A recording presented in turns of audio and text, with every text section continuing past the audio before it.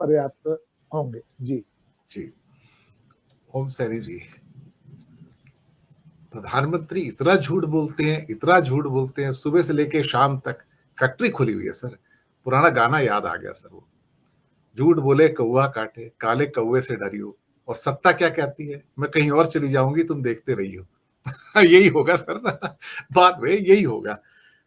कमाल है sir, one can live with so much lies, सुबह से लेके शाम तक।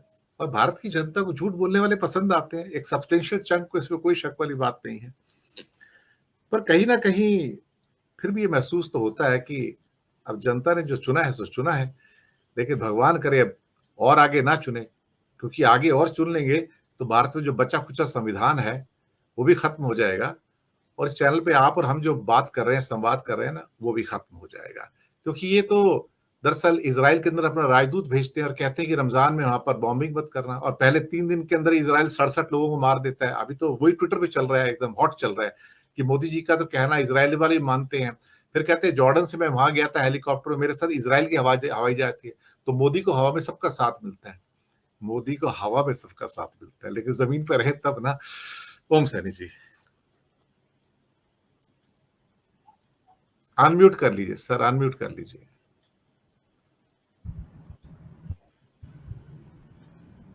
मोदी जी ने बड़ा कमाल किया है, 10 बरस तक शासन करते हुए उन्होंने जिस तरीके से अपने झूठ के कीर्तिमान स्थापित किए हैं, वो तो पूरी दुनिया में विख्यात होंगे। और जैसे हम लोग मजाक के लिए कई चुटकुले सुनाते हैं, उस तरीके से पूरी दुनिया के लोग इस तरह के चुटकुले सुनाएंगे कि एक भारत के प्रधानमंत्री बैठे थे, एक ब्रिटेन के प्रधानमंत्री बैठे थे, एक फ्रांस के प्रधानमंत्री बैठे थे, वो तीनों बात कर रहे थे, तो उसके बाद में अचानक भारत के प्रधानमंत्री ने जो बोला उसका जवाब किसी के पास नहीं। इस तरह से विश्व गुरु की स्थापना होने की संभावना उनकी रही है, जो करते रहे।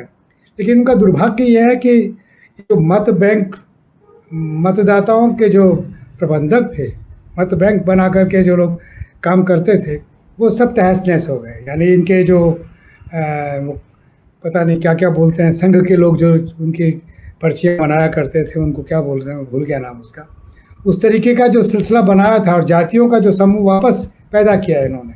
10 बरस में इन्होंने काफ़ी कुछ पुनः वापस जातिवाद को पैदा कर दिया। जातियों में भी ढूंढ लिया कि वंचित कौन है, वंचितों को साथ लेने से लाभ कहाँ से हो सकता है, उनको एकजुट करें और उनके साथ में, और फिर वो और उन सब के जब भी कोई चेतना के स्वर कहीं से आते तो उनको रामलला का नाम और रामलला का मंदिर ये सब दिखा देने का सिलसिला जो किया, ये अपने आप में बड़ा मुश्किल काम था जो इन दो वीरों ने, यानी हमारे गृह मंत्री ने और हमारे प्रधानमंत्री ने 10 बरस में करके दिखाया है। कैसे कैसे तो उन्होंने सर्जिकल स्ट्राइक किए, कैसे कैसे क्या क्या युद्ध कर लिए हैं, ये सब किया है उन्होंने। लेकिन जनता जब जाग जाती है तो वो बिल्कुल अलग तरीके से बिहेव करती है। उसने 2-3 बार स्थापित किया हुआ है इस मुल्क के अंदर। मुझे सन 77 बहुत ठीक से याद आता है, जेल से बाहर आने के बाद में हमें हमारे जाने पर कहा गया था कि इनके जाने से तो कुत्ते भी नहीं रोए। जब बाहर आए तो हमें लगा भी हाँ यार कुत्ते भी नहीं रोए, लेकिन जब चुनाव के मैदान में लोग गए तो उसके बाद में जो नतीजे रहे उसके पता लगा कि कुत्ते क्या रोए, तो सब कुछ साफ हो गया। 89 में ऐसा हुआ, बार बार होता रहा है, और अब जो हो रहा है बिल्कुल वैसा ही होगा। लेकिन देखिए कांग्रेस तो पुनः स्थापित हो गई और कांग्रेस पुनः अपना एक स्वरूप बना रही है और एक पार्टी के रूप में खड़ी हो रही है। वो लोग 10,000 किलोमीटर पैदल भी चल सकते हैं, उनके नेता ये भी स्थापित कर दिया।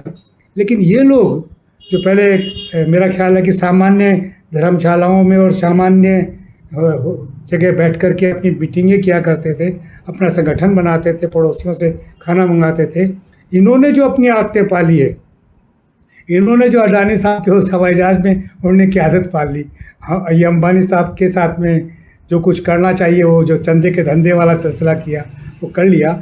ये कैसे चलाएंगे, ये कैसे भारतीय जनता पार्टी को पुनः पैदा करेंगे, जिस भारतीय जनता पार्टी के लिए दावा किया गया था कि ये कांग्रेस के अहंकारी स्वरूप को नष्ट करने के लिए एक डेमोक्रेटिक पार्टी और चाहिए, और वो उस वक्त स्थापित हुई थी सन 80 के अंदर। उस पार्टी का क्या हाल किया है इन्होंने, कैसा स्वरूप बनाया है, और कहाँ लाके किया कि सब लोग रिजेक्शन के उस मूड में आ गए और अब जनमानस जैसे तय कर रहा है उसमें न आप रोक सकते हैं, मैं रोक सकता हूँ, स्वतः ही लोग एकजुट हो रहे हैं, स्वतः ही सारा से अब सीटें मत गिनिए आप, देखिए ये सब गणना बहुत गलत हो जाएगी, कुछ नहीं होने वाला। लोग जिस तरीके से उत्साहित हैं वोट देने के लिए और इंडिया गठबंधन के साथ में जुड़ने के लिए, और उनके जो रीजनल पार्टनर्स हैं उनके साथ में और कांग्रेस के साथ में, तो ये तो बड़ा एक ऐसा दुस्वप्न है जो मोदी जी देख नहीं सकते।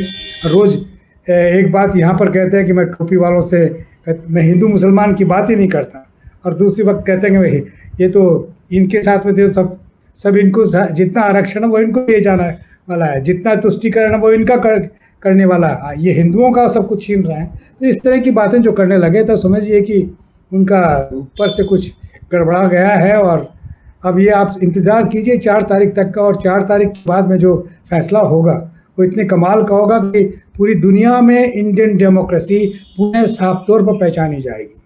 और वो मॉडल जो पंडित नेहरू ने गढ़ा था एक वक्त, जिसमें private sector, public sector, cooperative sector सब कुछ था, और जिससे ये देश बना है, वो पुनः स्थापित होगा, ऐसा मैं सोचता हूँ। और ये लोग, ये इनको भी याद दिलाते रहना चाहिए, जो वापस शासन में आएंगे उनको भी बताना पड़ेगा कि आपका कुछ भी किया हुआ नहीं है, ये जनता ने किया है, आप लोगों ने ठीक वक्त पे ठीक काम किया, इसलिए शायद आपको ये पारितोषिक मिला है।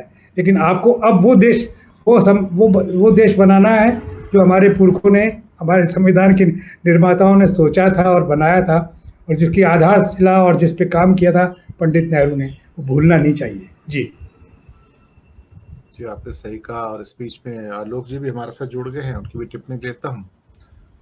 आलोक जी,